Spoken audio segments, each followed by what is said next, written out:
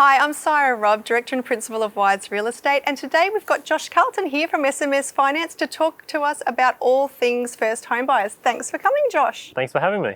Today we're talking about first home buyers and the trends that we're seeing in the current market, which is red hot. Josh, have you seen many first home buyers from your end? Yeah, absolutely. Over the last 18 months, we've seen a massive lift in the first home buyer market, particularly here on the coast. A couple of stats, because everyone loves stats. In the last financial quarter, there was about 20% of the market inquiry in the lending industry was from first home buyers. Last year, it got up to a peak of about 24% throughout the year, and it doesn't look like it's going to drop off anytime soon. So it's a large chunk of the lending industry at the moment. Yeah, there's certainly no shortage of buyers that we're seeing from our end as well, looking for properties. But we've got more buyers than properties that we can supply them, so we're always on the lookout. What sort of price range are you finding that your first home buyers are looking for? Historically, I would have said that they're around that $500,000 price bracket, but what we're finding from our end is that they're actually entering the market at a lot higher level now. Are you seeing that too? Absolutely. The two, channels that I'm seeing them go through at the moment, or roads I'm seeing them go through at the moment. One is that lower price point, but a lot of first home buyers are actually coming from interstate, where they're finding the property market down south is quite high. They've never bought because of the price point. Moving up here, starting up fresh, and definitely seeing that higher price point up here, which is low for them down there. Yeah, that's so true, so true. And we're also finding, we're at beautiful Lake Kawana here today, and we're finding that people from areas like this and beachside are actually widening their search. They might have grown up on the beachside and they're widening their search because of that affordability, and we have more to offer, I guess, for the same price as they move further out from the beach. Are you finding that people are widening their search when they're getting their mortgage from you as well? Yeah, absolutely. And I think you probably nailed it on the head with your comment around there's a lot of buyers, not many properties, and the properties are going really quickly. So definitely widening their search to the hinterland and seeing the bigger picture of the long-term investment. They might not get the forever home now, but first home buyers aren't looking for the forever home. They're looking to get into the market and start building some equity. So true. I always tell all of my young clients, the best advice I can give is buy a home as soon as you can. A property. Doesn't matter if it's your dream home, just buy a home, get into the market as soon as you can. Best time to buy was yesterday. Yeah, correct. Josh, I remember when I bought my first home, I was fortunate enough that my parents went as guarantors on my first property, and I had to waive my probation period for my first job. There are lots of different grants available then. What sort of grants are available for first home buyers now? So I guess the key ones in Queensland, one is the stamp duty exemption. So first home buyers don't pay stamp duty on purchases from 500 up to 500,000. From 500 to 550 they do, but it's discounted. So that's the first one. The other one is the first home owners grant, which is the 15,000 for brand new properties or buying land and build. The third one, which isn't heard about much, is the first home loan deposit scheme, which is where effectively the government's going guarantor and covering that, guaranteeing that 20% of the purchase price, meaning that there's no lender's mortgage insurance, which is an unnecessary lender fee that we would always like to try to avoid. So there's definitely a lot of benefits out there, and it's going to be very specific to the client's situation as to what's going to benefit them. Of course, and that can all add up, all those extra fees. That can be in the tens of thousands of dollars really. Correct. When you're looking at those sort of purchase prices from 500 up to 800 potentially where these buyers are looking, isn't it? Correct. Yeah. Correct. What would you say the struggles that first home buyers are facing that you're seeing at the moment? Yeah. So probably more around being that the price point is increased. Even with these government incentives and grants and whatnot, it's definitely having that required deposit there to assist. Like I mentioned, stamp duty, you don't pay stamp duty on a purchase up to the value of $500,000.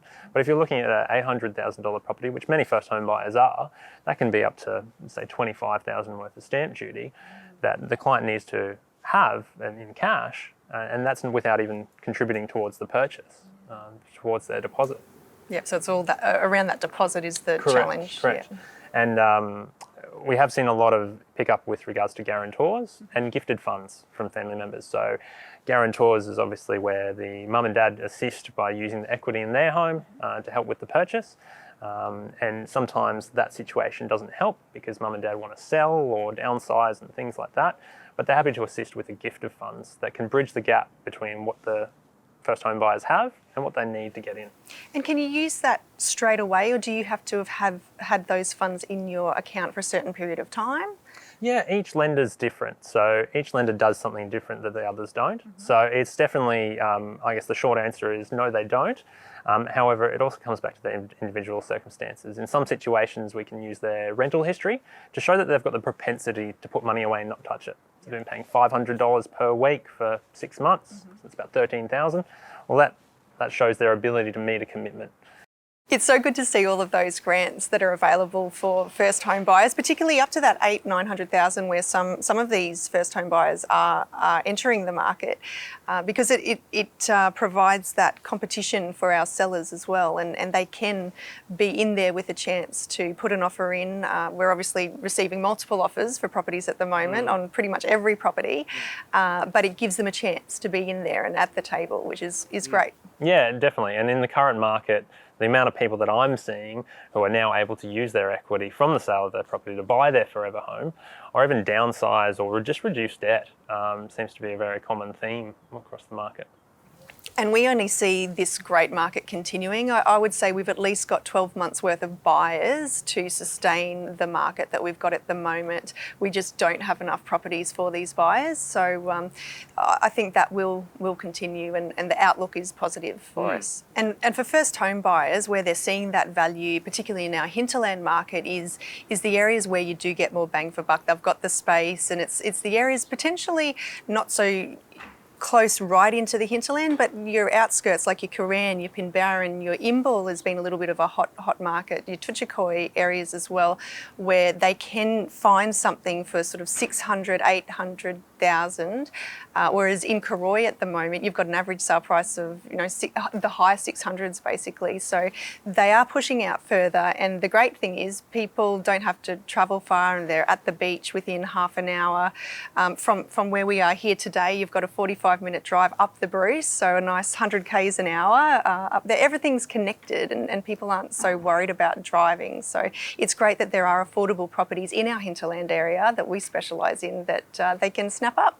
And are you finding a similar sort of trend with the first home buyers you're seeing for pre-approvals, where they're looking at? Yeah, definitely.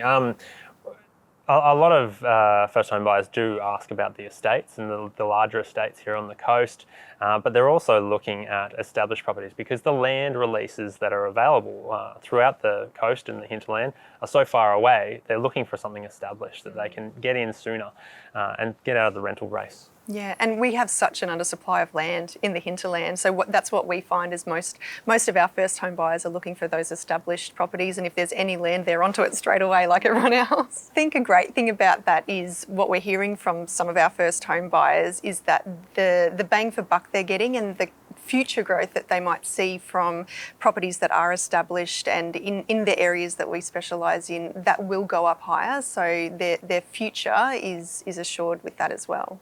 Just recently, we've had a beautiful character-filled Queenslander in Karoi that would have been perfect for first home buyers, and that's had a lot of interest from that group as well as many others.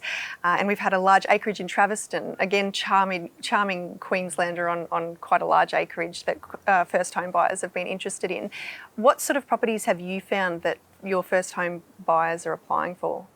So there's definitely a range. Actually, last week on Friday, I had a catch up with a first home buyer couple that I met 2 years ago, and they've continued to save and build up the deposit. They've got about 120,000 that they're looking to use to buy their first property. They were looking at about that higher end of the 1.2 purchase price. Unfortunately, they don't have enough to get to that point. They can have a chat to mum and dad to assist with guarantor, but I guess my point is it's quite a range with regards to property prices, and those particular clients, they're now looking at around that 900,000 mark.